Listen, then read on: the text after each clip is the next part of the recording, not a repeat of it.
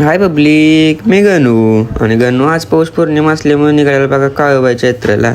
Finally आम्ही निघून गेलो. परत आलो पुण्यामध्ये ट्रॉफिक विपिक लागलेली. तिथनं परत बाहेर पडलो की परत म्हणलं आता चहा प्यावावी, गारले लागते. चहा बी पिऊन भोरमध्ये महाराजांचं दर्शन घेतलं आणि फायनली घाटाला सुरुवात झालेली. घाट बीट चढून आलो तर इथं चाललेल्या गाववाल्यांच्या पावत्या फाडायचं चालू. एवढं आलो म्हणलं पोटपूजा तर केलीच पाहिजे म्हणून आलो हॉटेलला आणि म्हटलं आता जेवून घ्यावं. जेवण केलं, सगळं करून जेवलो बिवलो आणि आलो पुढे पार्किंगला निघालो. तेव्हा तिथं पण गर्दी हो, तिथं पण पावत्यात चालू. सगळं करून परत पार्किंगमध्ये गाडी लावली आणि डोंगरात नाही बघा कुठनं जायचं होतं माहीत नव्हतं. फायनली आलो मंदिरापाशी. मंदिराच्या खाली आलो तेवढं देवी याला दर्शन चालू झालेलं. त्यांचं दर्शन घेतलं.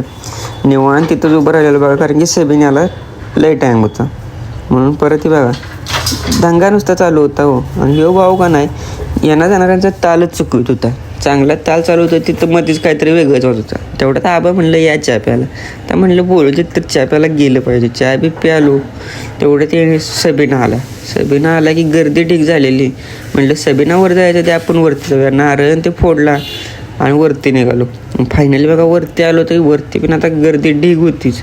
तेवढं आणि सभेने येणार होतं. आणि परत भावानं बघा एवढं भारी बनवलेलं ना दो दर्शन घेतलं आणि खाली आलो.